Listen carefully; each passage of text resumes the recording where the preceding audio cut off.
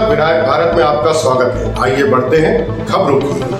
Form लेने व भरने की प्रक्रिया लगातार जारी है, जिसमें 26 अक्टूबर को राकेश सिंह सहित अन्य दलों के प्रत्याशियों ने अपना फॉर्म भरा और कुछ लोगों ने फॉर्म लिए। सभी दलों ने अपने अपने कार्यकर्ताओं के साथ में आज फॉर्म को जमा किया। बाबा रावत के साथ गुरमीत सिंह की खास रिपोर्ट।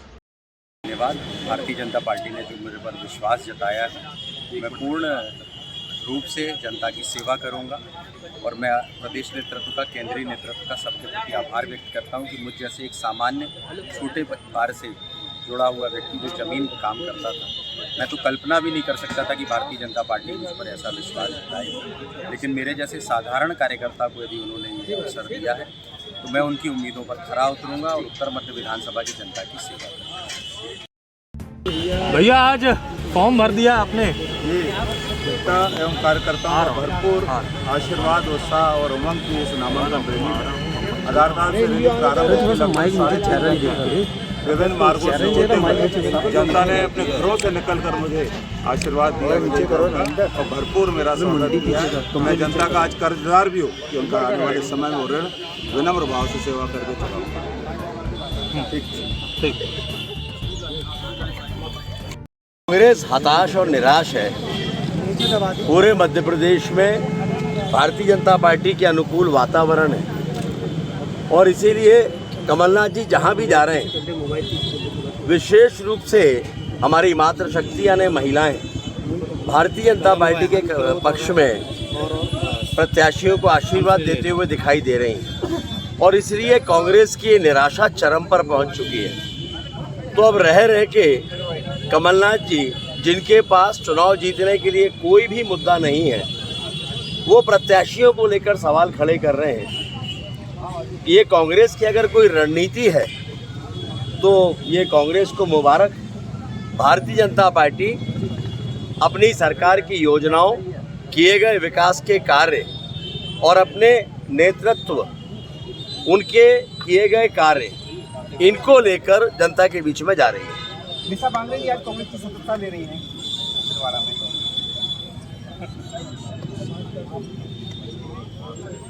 पश्चिम विधानसभा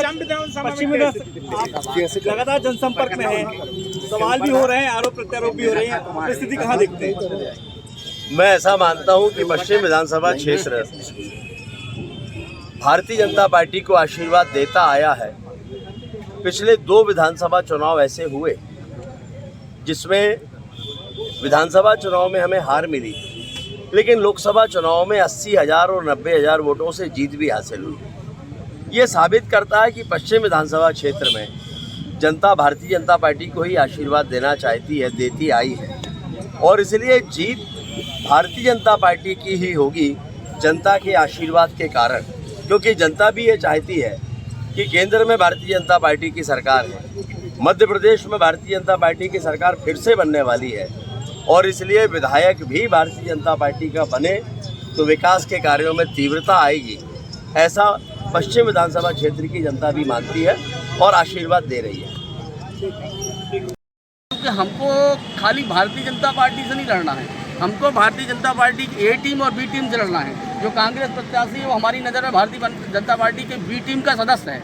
तो ऐसी स्थिति में जीत का मार्जिन बहुत ज़्यादा नहीं होगा, लेकिन हम फिर भी आपको दावे से कह सकते हैं कि 15,000 से लेकर 25,000 के बीच में जीत का अंतर है। पर अगर मैं 7 प्रत्याशी आपकी जानकारी के लिए बता दें, कैसा लगता है? नहीं, आपको जानकारी हो, 10वां प्रत्याशी हूँ, मेरे 10वां फॉर्म उठाया है मैंने, इसके पहले 9 है। कोई फर्क नहीं पड़ता है, सब अपनी विचारधारा के लिए लड़ते हैं, लेकिन मैं जनता के लिए लड़ूंगा। मतलब आपको विश्वास है कि आप निकाल लेंगे? काम किया 15 साल मैंने, 15 साल काम किया है और हम निश्चित रूप से विजय होंगे और ए और बी टीम दोनों को हराएंगे। मतलब बस बाकी साथ भी होगी। हाँ। नामांकन आज के बाद हम सब कार्यकर्ता पर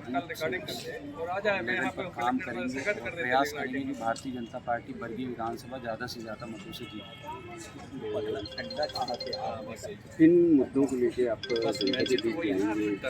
मुद्दे जो काम बहुत सारे होते हैं, गांव गरीब किसान से जुड़े सारे मुद्दों को लेकर हम जनता के बीच में जाएंगे।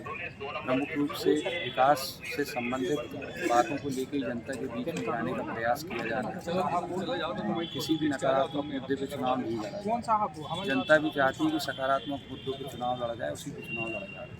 5 साल कांग्रेस के प्रत्याशी रहे, इन मूलभूत सुविधाओं को अपेक्षित रहना पड़ा क्षेत्र से, जिनको आप पूरा करेंगे, प्राथमिकता में लेंगे। देखिए, मैं ये नहीं कहूँगा कि उनकी नाकामियों को मैं गिनाऊँ, वो जनता को अच्छे से पता है। उनको मुझसे ज़्यादा, प्रत्याशी से ज़्यादा जनता समझदार होती है, ये जानती है कि किस प्रतिनिधि ने जनता के बीच में क्या काम किया।